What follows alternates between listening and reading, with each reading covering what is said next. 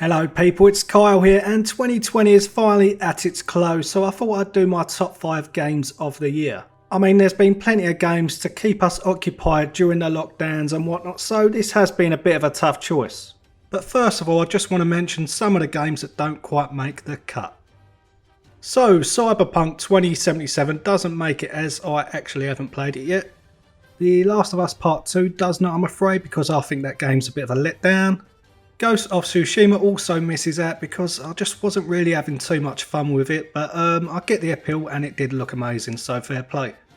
And I can't believe I'm actually saying this, but Assassin's Creed Valhalla also misses out, even though I'm a massive Assassin's Creed fan. Valhalla got so many things right, but too many things wrong in my opinion. Adding to this, the game was 40 hours longer than it needed to be and the game crashed on me like 20 times. So for those reasons, it doesn't make my top 5.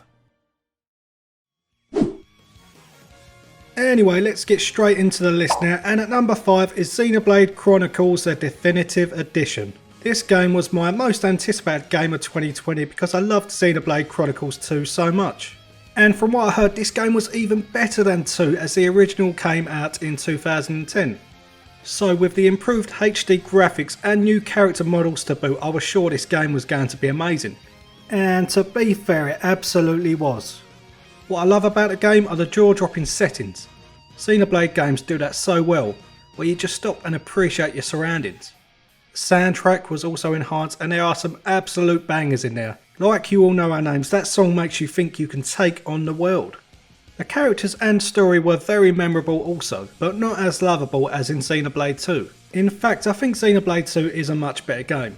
Because even though I like the combat in the Definitive Edition, I just think the combat in Xenoblade 2 just felt more rewarding and satisfying. But don't get me wrong, Xenoblade Chronicles the Definitive Edition is an amazing RPG and that is why it makes my list. At 4 is Final Fantasy VII the Remake. Now forgive my ignorance as I never played the original so I can't really compare it. I must say though, I really did love this game even with having no affiliation with the original.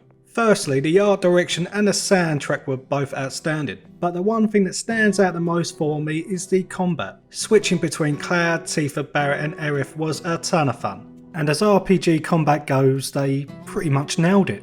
And as fun as the characters were to control in combat, they were also very well involved in the narrative and had their own roles to play. Sometimes in RPGs the playable characters are just there, but I didn't get that impression in this game. And the story itself I found very interesting. I mean, what happened at the end was crazy and I cannot wait to see what happens next. Sitting at 3 is Hyrule Warriors Age of Calamity. I had never played a Warriors game before so I didn't quite know what to expect other than beating up hordes of enemies. And of course the main reason I bought this game was because it was basically a prequel to Breath of the Wild, albeit in an alternate timeline. And can I just say I thought the combat was super cool and fun. It was great playing as a fully strengthened Link, especially once he got the Master Sword. What a moment that was, by the way. And once you got a combo going, it was proper satisfying. And I haven't really felt that with combos since Astral Chain. Also, playing as a Bosa, I was like, whoa, with all her lightning attacks. I really enjoyed playing as all the champions, to be fair. And especially the Divine Beast, wow. If you want a game that makes you feel unstoppable, play Age of Calamity. Also, I liked what they did with the story where it's an alternate timeline and they defeat Ganon instead of waiting 100 years. It felt right even though it didn't play out as canon, but I do understand some of the complaints saying it should have been canon. Also, when the time travelling Guardian was destroyed just before that, it really brought a tear to my eye. It was probably my most emotional part of the game this year, and I never would have thought that. So yes, Age of Calamity was amazing and it makes me even more excited for Breath of the Wild 2. Okay, so number 2 now, and it is Doom Eternal. See, I'm not a fan of first person shooters, but I took a punt on Doom Eternal. And well, I'm so glad I did. It took me a little while to get used to the first person view, but when I did, I was just in awe. The game is so immersive, so mesmeric, whether you're looking around at the sheer scope of fallen cities or blowing up Mars. The visuals and sound are insane. And the combat was so good as well. Blowing up enemies and ripping them apart with the chainsaw was so gruesome but fulfilling at the same time. I had an absolute blast playing this game from start to finish. I think my favourite moment though was when the Marauder came through the portal and said, "You were never one of us.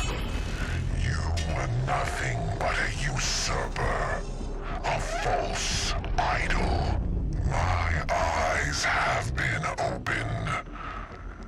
Let me help you to see, Slayer. Man, that sends shivers down my spine to this day, honestly. Adding to that, the boss battles were so good, whether that was the combat you had to use or the cutscenes and the build-up and the finales. Wow, I can't speak highly enough of this game. And to be fair, it just missed out on being my game of the year. Now, finally we arrive at my game of the year.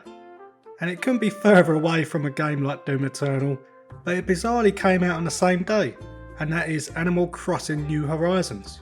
This game means so much to so many people, and it came out during a time where lockdowns were happening all over the world. It's a real wholesome game with lovable characters and a real sense of escapism from the real world. So it really was perfect timing. And I loved customising my island, talking to my animals like Sherb, fishing and just taking my time with it all day by day. I have spent 500 hours on this game and not regretted a second, let me tell you. I've also made tons of videos on the game, like compilations of animals, which are so enjoyable to make, and it's been great to see people loving those videos. I've never played a game consistently like this before, and Nintendo deserves so much credit for New Horizons. It's truly my #1 game of 2020.